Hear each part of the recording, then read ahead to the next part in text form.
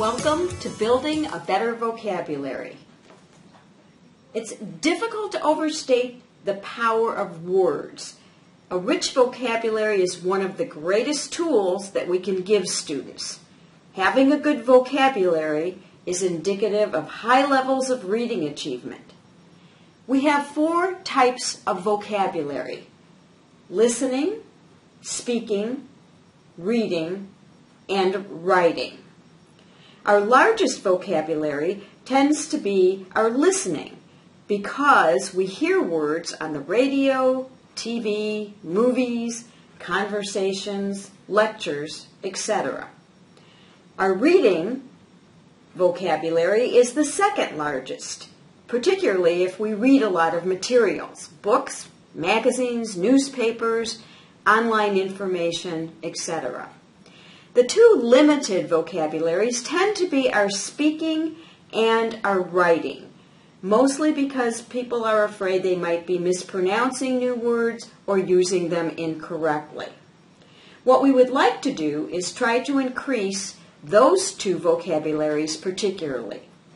I'm going to give you some tips today that are going to help you with increasing vocabulary. The first tip is to read. Read and read. The more you read, the more your vocabulary will increase.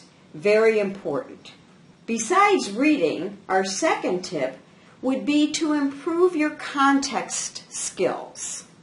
There are 4 kinds of context skills: synonyms, antonyms, explanation, and examples.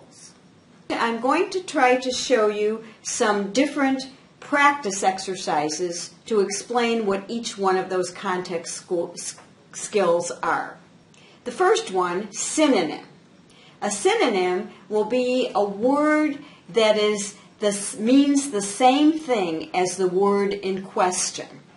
You will look for clues like or perhaps punctuation marks like commas, parentheses, or dashes.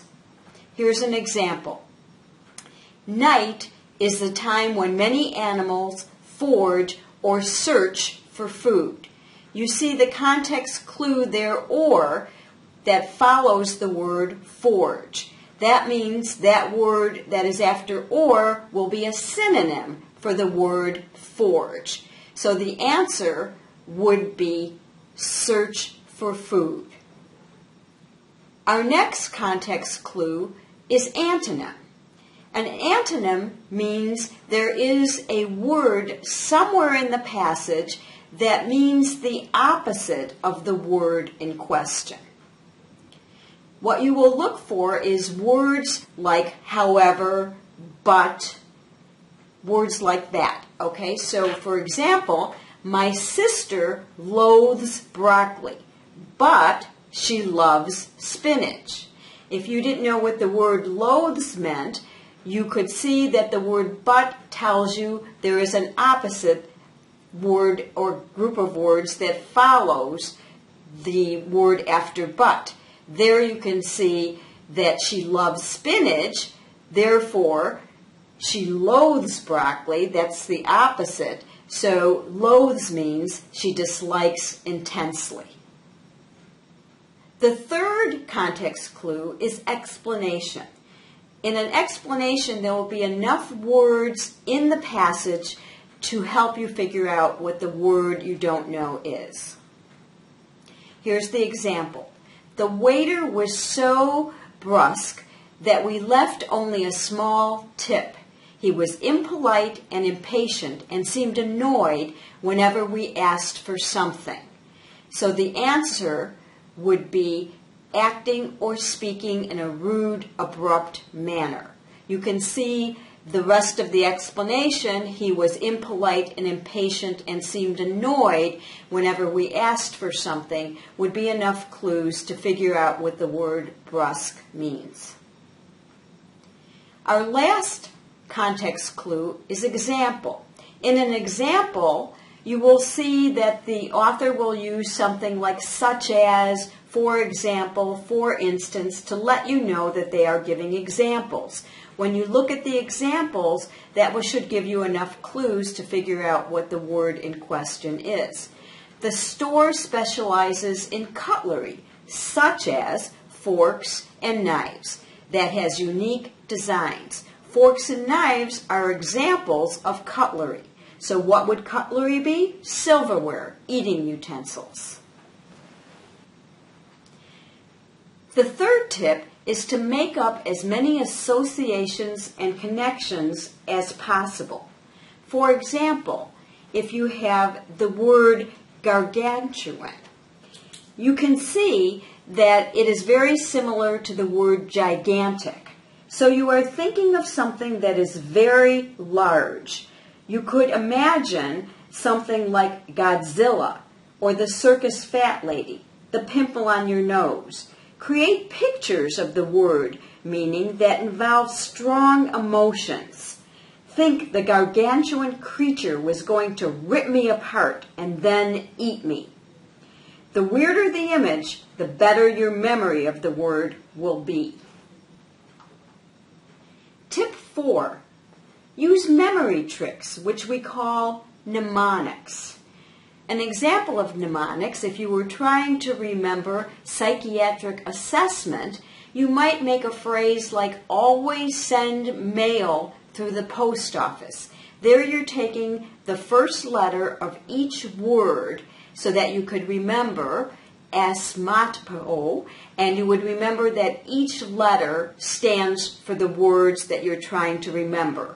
A for appearance, S for speech, M for memory or mood, T for thoughts, P for perception, and O for orientation. Tip 5. Look up words you don't know in the dictionary. Most students carry dictionaries with them in their phone, so anything you don't know, you can look up in the dictionary.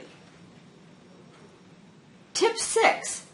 Play with words. Play games like Scrabble, Boggle. Do crossword puzzles. These and other word games are available for the computer, so you're not dependent on a partner to play. Also try out the Franklin Electronic Dictionary that features built-in word games and crosswords and word search. Tip 7. Use vocabulary lists. For the serious vocabulary student, there are many books that focus on words most commonly found in standardized tests, such as SAT and GRE. There are also many interesting word sites on the internet, many of which will send a word a day by email. Tip 8 is to look for word parts. One word part are roots. Roots are the main part of the word. For example, if we look at anthropo, anthropo has to do with humans. So anthropology is the study of humans. Astra has to do with stars. So astrology is the study of the stars. The second word part are prefixes. Prefixes are parts of words that go before the root and often changes the meaning of the root. For example, if we go down to the bottom of this chart, you will see the prefix anti. Anti means opposed to. So if you are antisocial, you are opposed to social activities. Bi means two. So if you bisect something, you are dividing it into two parts.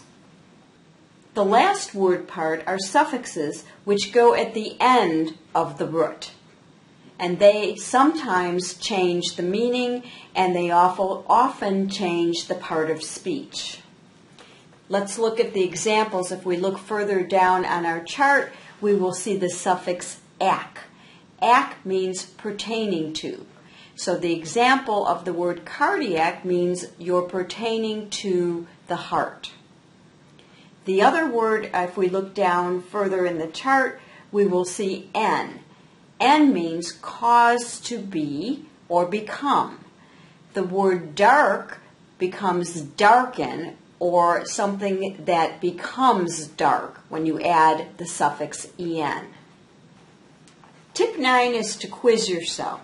You can make up any kind of test that you would like to make up using vocabulary words, word parts, or whatever it is that you'd like to learn. You can do your own flashcards, make up your own questions. Another alternative is to use the online site called Quizlet.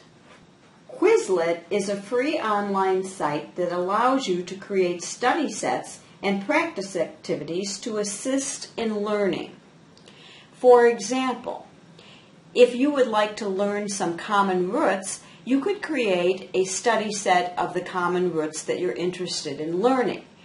The online site will then create flashcards for you. They have a section on Learn in which it would be fill in the blank, and they also have a section in which they pronounce the words for you and you can hear what it sounds like. In addition, there is a section in which Quizlet will create a test for you and you can practice taking the tests. For example, one of the tests could be a multiple choice question test. If you wanted to know what the word build means as a root, you would choose the correct answer from the multiple choice, which would be struck, part of structure, which means build. If you don't like the format of testing, Quizlet will also create games for you in which you can do matching or gravity, which some of you may already be familiar with. Tip 10 is to practice, practice, and practice.